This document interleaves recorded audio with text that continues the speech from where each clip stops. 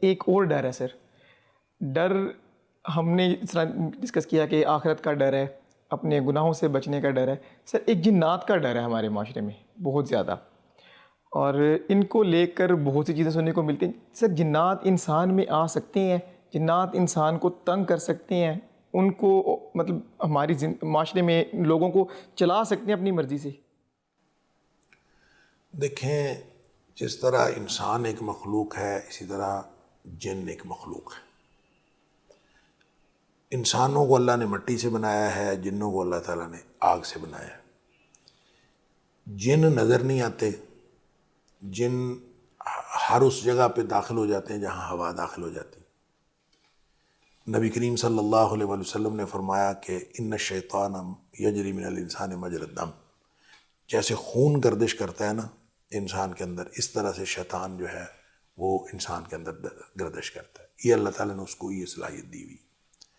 اب ان ساری صلاحیتوں کے بعد نیک اور بد لوگ, وہ جیسے انسانوں میں برے اور اچھے لوگ ہوتے ہیں ایسے جنوں میں برے اور اچھے لوگ ہوتے ہیں. تو جیسے شرارتی لوگ, شرارتی انسان شرارت کر کے لوگوں کو تکلیف پہنچاتے ہیں, ایسے ہی شرارتی جن بھی شرارت کر کے لوگوں کو تکلیف پہنچاتے ہیں.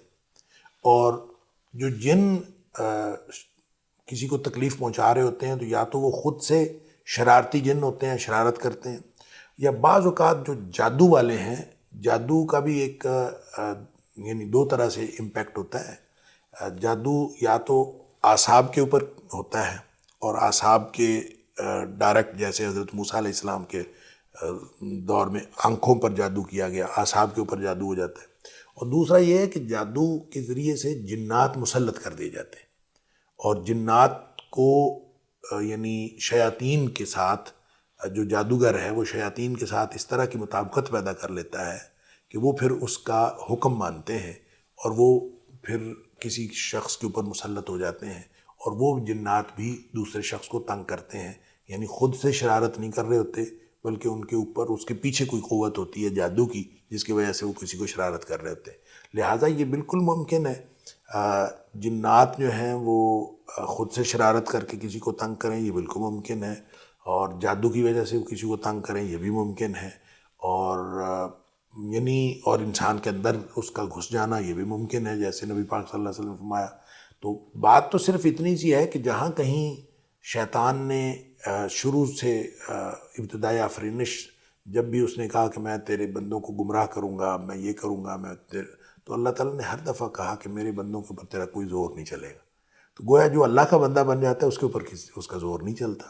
تو شیاطین جو ہیں وہ باوجود اس بات کے کہ وہ انسانوں کو تنگ کر سکتے ہیں, لیکن ہم اگر اللہ کے بندے بن جائیں تو پھر وہ تنگ نہیں کرتے اور نہیں کر سکتے, کیونکہ اللہ نے قرآن میں ہر جگہ یہ وعدہ کیا ہے کہ جو میرے بندے ہوں گے ان کو تو گمراہ نہیں کر سکے گا, اور ان کو تو تنگ نہیں کر سکے گا.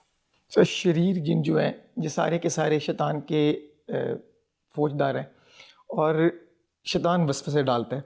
تو کوئی جن کسی انسان کو وسوسے ڈال کر اس کو بھڑکا سکتا ہے, اس کے راستے کی تبدیل کروا سکتا ہے, کوئی غلط کام اس سے کروا سکتا ہے, لیکن کیا کسی انسان پر قابض بھی ہو سکتے ہیں کہ بھئی یہی ہوگا, یہ نہیں ہوگا, اس کے اندر چلے جانا, اس سے اپنی مرضی کی چیزیں کروانا, یہ سب ایکٹیویٹیز بھی؟ دیکھیں, اندر چلے جانا تو یہ ممکن ہے, لیکن کیا اس سے اپنی مرضی کی چیزیں کروانا اور یہ کوئی مستقل طور پر پاسبل نہیں ہے.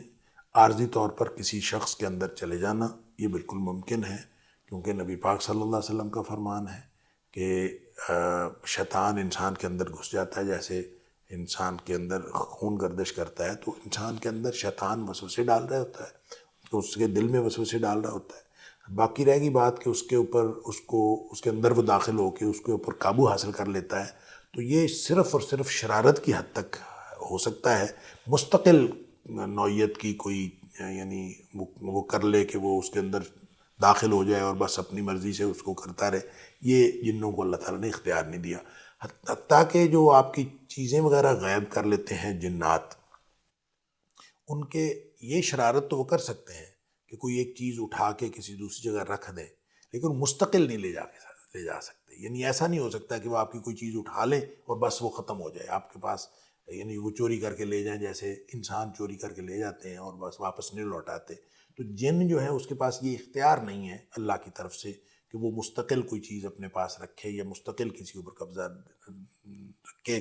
وہ اس کو واپس لوٹانا پڑتا ہے، وہ عارضی طور پر کر سکتا ہے. اسی طرح ہم جو دیکھتے ہیں کہ بعض اوقات جن کے گھروں میں جنات کی شکایات ہوتی ہیں تو وہ ان کی چیزیں غائب ہو جاتی ہیں لیکن کچھ دیر بعد مل جاتی ہیں. ایک ہی جگہ سے غائب ہوتی ہیں، کسی دوسری جگہ سے مل جاتی ہیں.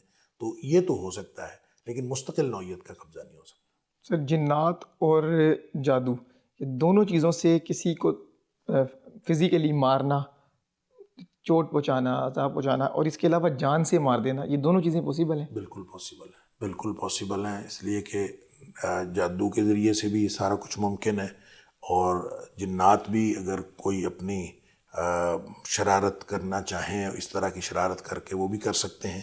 یہ پاسبل ہے کیونکہ دیکھیں نا، بات یہ ہے کہ اگر آپ کو حادثاتی طور پر کوئی ایسی چیز لگ جائے جو مہلک ہو، گولی لگ جائے، چھری لگ جائے، کسی غلط جگہ پہ چوٹ لگ جائے، سر کے اوپر کسی غلط جگہ پہ چوٹ لگ جاتی ہے، حادثاتی طور پر لگ جاتی ہے، فوت ہو جاتے ہیں، گرے تھے کچھ ہو گیا. تو اسی طرح سے اگر کسی نے آپ کو ڈنڈا مارا جان بوجھ کر تو اس کا فزیکل اثر تو ہوگا، اور اگر وہی چوٹ کسی جن نے لگائی تو وہ چاہے روحانی طور پر اس کا ایک معاملہ ہے کہ اس کو چوٹ جو ہے وہ جن نے لگائی، لیکن اس کا فزیکل امپیکٹ تو وہی آئے گا. مثلا اگر یہ جو ٹیبل پڑی ہوئی ہے اس کے اوپر جن ٹانگ مار جائے تو یہ شیشہ تو ٹوٹے گا، تو جو شیشہ ٹوٹے گا اس کا فزیکل امپیکٹ ہوگا. ہمیں شیشہ تو نیا ڈلوانا پڑے گا شیشے والے سے. تو اسی طرح سے جب کوئی جن شرارت کرتا ہے تو اس کا فزیکل امپیکٹ بالکل آتا ہے، اور یہ ایسا ہو سکتا ہے کہ وہ کوئی ایسی مہلک ضرب لگائے کہ جس کے نتیجے میں کسی کی جان چلی جائے. یہ بالکل ممکن ہے، اور اسی لیے یہ جو مکلف مخلوق ہے انسانوں کی طرح مکلف مخلوق ہے، اور اگر وہ جس طرح انسان کسی کی جان لیتا ہے تو وہ قیامت والے دن پکڑا جائے گا، تو اسی طرح اگر کوئی جن کسی کی جان لیتا ہے تو وہ بھی قیامت والے دن پکڑا جائے گا. ان سے بچاؤ کیسے ہے؟ قرآن، اللہ کا قرآن اس کا علاج ہے. آپ اگر اللہ کے قرآن کو اپنا دیکھیں، قرآن ہی علاج ہے. نظر بد ہو قرآن علاج ہے، جادو ہو قرآن علاج ہے، خاص طور پہ معوذتین ہیں، آیت الکرسی ہے، سورہ فاتحہ ہے. تو یہ قرآن کو کسی بھی طریقے سے بطور علاج پڑھیں تو قرآن علاج ہے. تو جنوں کی شرارتیں ہیں اس کا علاج بھی قرآن ہے. نبی پاک صلی اللہ علیہ وسلم نے فرمایا جس گھر میں سورہ بقرہ پڑھی جائے اس گھر میں شیطان داخل نہیں ہو سکتا. جیسے آپ نے فرمایا جو شخص آیت الکرسی پڑھ لیتا ہے وہ اللہ تعالیٰ کی حفاظت میں آ جاتا ہے.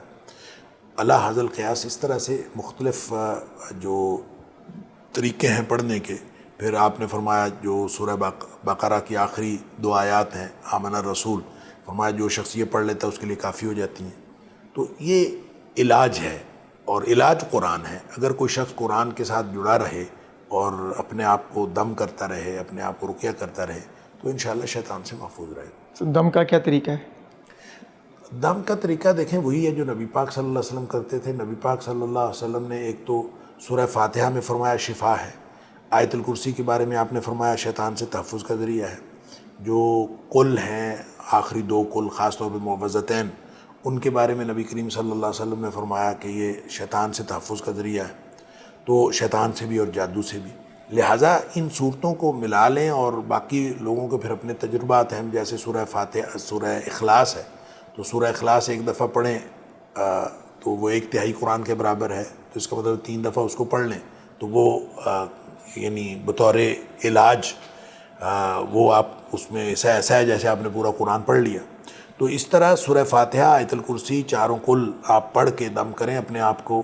اور میں تو لوگوں کو کہتا ہوں کہ ہر دن میں اپنے آپ کو 6 دفعہ دم کریں، 5 نمازوں کے ساتھ، اور 6ٹھی دفعہ سوتے وقت دم کریں. سورہ فاتحہ، آیت الکرسی اور 4 قل پڑھیں. اور اس میں سے جو 3 اوقات ہیں فجر، مغرب اور سوتے وقت، وہ 3 دفعہ پڑھیں. باقی نمازوں کے ساتھ جو ہے وہ 1 دفعہ پڑھیں. یوں اپنے آپ کو دم کریں اور دعا کی طرح ہاتھ بنائیں اور اس میں پھونک مار کے اپنے پورے جسم میں پھیر لیں. کیونکہ یہ ہاتھ پہ پھونک مار کے جسم پہ پھیرنا یہ بھی نبی پاک صلی اللہ علیہ وسلم سے ثابت ہے حضرت عائشہ صدیقہ رضی اللہ تعالیٰ عنہ فرماتی ہیں کہ نبی پاک صلی اللہ علیہ وسلم اس طرح سے دم کیا کرتے تھے، لیکن آخری دنوں میں جب نبی پاک صلی اللہ علیہ وسلم بہت زیادہ کمزور تھے اور پڑھ نہیں سکتے تو عائشہ صدیقہ رضی اللہ تعالیٰ عنہ فرماتی میں نے پڑھ کے دم کیا اور نبی پاک صلی اللہ علیہ وسلم کے ہاتھ پہ پھونک مار کے آپ کا ہی ہاتھ پھیرا، کیونکہ وہ زیادہ برکت والا ہاتھ تھا اس لیے میں نے انہی کا ہاتھ، تو اس لیے یہ پھونک مار کے ہاتھ پھیرنا یہ بھی سنت سے ثابت ہے۔ تو دم کا یہی طریقہ ہے، اس کے علاوہ کوئی اور چیزیں قرآن کہیں سے بھی پڑھ لے آدمی، کیونکہ قرآن تو قرآن ہے نا، جس گھر میں قرآن پڑھا جائے اس گھر میں شیطان نہیں رہتا، تو قرآن کسی بھی طرح سے پڑھا جائے تو بھی ٹھیک ہے۔ تو باقی وہ جو خاص آیات ہیں جن کے بارے میں نبی پاک صلی اللہ علیہ وسلم نے حکم فرما دیا کہ یہ فلاں یہ تحفظ کا ذریعہ ہے، ان کو اگر پڑھیں گے تو زیادہ فائدہ ہوگا۔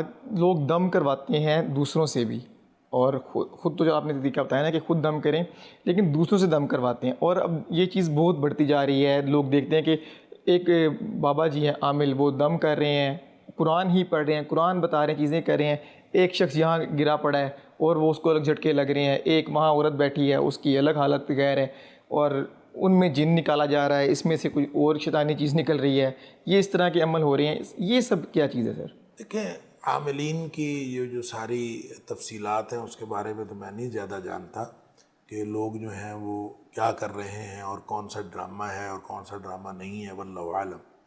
لیکن دم کروانا تو جائز ہے۔ خود نبی پاک صلی اللہ علیہ وسلم نے جب حضرت ابو سعید خدری رضی اللہ تعالیٰ عنہ نے دم کیا تھا سورہ فاتحہ پڑھ کے، نبی پاک صلی اللہ علیہ وسلم نے اس کو انڈورس کیا ہے، تو دم کروانا۔ پھر نبی پاک صلی اللہ علیہ وسلم خود دم کیا کرتے تھے، حضرت حسنین کریمین کو، حضرت امام حسن رضی اللہ تعالیٰ عنہ کو، حضرت حسن حسین رضی اللہ تعالیٰ عنہ کو، ان کو آپ دم کیا کرتے تھے۔ تو دم کرنا، اور پھر حضرت عائشہ صدیقہ رضی اللہ تعالیٰ عنہ نے دم کیا نبی پاک صلی اللہ علیہ وسلم کو پڑھ کر، تو یہ دم کرنا تو جائز ہے، کسی کو بھی آپ دم کریں، اور قرآنی جو ہے وہ صورتیں پڑھیں یا قرآنی آیات پڑھیں یا کچھ اور بھی، اگر کوئی مسنون دعائیں وغیرہ پڑھ کے آپ دم کریں تو کوئی حرج نہیں ہے۔ اصل میں یہ جو رقیہ ہے نا، اس کو دم کو عربی میں رقیہ کہتے ہیں۔ تو جب نبی پاک صلی اللہ علیہ وآلہ وسلم مدینہ منورہ تشریف لائے تو حدیث میں آتا ہے کہ لوگ جو ہیں وہ اپنا اپنا دم نبی پاک صلی اللہ علیہ وسلم کے سامنے پیش کرتے تھے کہ میں یہ دم کرتا ہوں، کیا یہ ٹھیک ہے؟ کیا کوئی دوسرا آ گیا، میں یہ دم کرتا ہوں، کیا یہ ٹھیک ہے؟ پھر کوئی اور آ گیا، میں یہ دم کرتا ہوں، کیا یہ ٹھیک ہے؟ نبی پاک صلی اللہ علیہ وسلم نے فرمایا سارے دم ٹھیک ہیں اگر اس میں شرک نہ ہو، یعنی شرک والی کوئی بات نہ ہو تو دم ٹھیک ہے۔ اس کا مطلب یہ ہے کہ قرآن کو آپ کسی طریقے سے پڑھ رہے ہوں، قرآن کی آیات کی تعداد آپ اپنی مرضی سے پڑھ رہے ہوں، صورتوں کی تعداد، مطلب کوئی بھی چیز آپ کسی بھی طریقے سے پڑھ کے دم کر رہے ہوں، اس میں شرک والی بات نہیں ہونی چاہیے، تو وہ درست ہے انشاءاللہ۔ لیکن سر یہ پتہ کیسے لگے گا کہ ٹھیک کون سا ہے غلط کون سا ہے؟ مطلب میں نے یہ بات اس طرح سے کی نا کہ ہم دیکھتے ہیں عام طور پہ جو قرآن کی بات کر رہے ہیں، مذہب کی بات کر رہے ہیں، ساتھ ساتھ کہتے ہیں کہ آپ نے 5 گانا نماز ادا کرنی ہے، آپ نے اتنا صدقہ کرنا ہے، ایک سیری لینی ہے وہ وہاں پھینک دینی ہے، اتنی دال لینی ہے وہ وہاں بہا دینی ہے۔ دیکھیں نا، یہ جب جس چیز میں آپ غیر شرعی چیزیں اس میں آ جائیں گی، دال بہا دینی ہے، سری بکرے کی فلان جگہ پھینک دینی ہے، اب اس طریقے تک تعلق تو نبی کریم صلی اللہ علیہ وسلم کے بتائے ہوئے دم کے طریقے سے نہیں ہے۔ لیکن اس نے ٹرسٹ تو جیت لیا نا جب اس نے نماز کی بات کی، اس نے آیات کی بات کی۔ نہیں، یہ تو پھر آپ دو چیزوں کو ملا رہے ہیں نا۔ نہیں، ایک شخص، یہ عام پریکٹس ہے، ایک بندہ عادی اسلام کی بات کرتے ہیں اور باقی چیزیں بتاتے ہیں، مجھ جیسا بندہ جائے، کوئی عام انسان جائے، وہ جا کے دونوں چیزیں سنتا ہے، بھئی بندہ تو نیک ہے، نماز کا کہا اس نے تو غلط بات ہی نہیں کی، نیکی کی بات کر کے ساتھ جو ہے اپنے ٹونے کی بات ٹونے کی بات بھی ہو گئی۔ ہاں، نہیں، یہ درست نہیں ہے۔ دیکھیں، نبی پاک صلی اللہ علیہ وسلم نے جو فرمایا کہ قرب قیامت آپ کسی کو ہواؤں میں اڑتا دیکھیں نا، تو آپ یہ نہ سمجھیں کہ اللہ کی طرف سے کہ اللہ کا ولی ہے۔ آپ اس کی زندگی دیکھیں، اگر اس کی زندگی اسلام کے مطابق ہے اور اس کے سارے معاملات جو ہیں وہ اسلام کے مطابق ہیں، پھر آپ اس کے اوپر اعتبار کر سکتے ہیں۔ اور اگر وہ اس کی زندگی میں کوئی نماز خود پڑھتا نہیں ہے یا جو بھی اس کے معاملات ہیں وہ درست نہیں ہیں، تو پھر آپ اس کے اوپر اعتبار نہیں کر سکتے۔ بہت شکریہ ڈاکٹر صاحب، اسی کے ساتھ اجازت دیجیے، پھر ملاقات ہوگی۔ السلام علیکم۔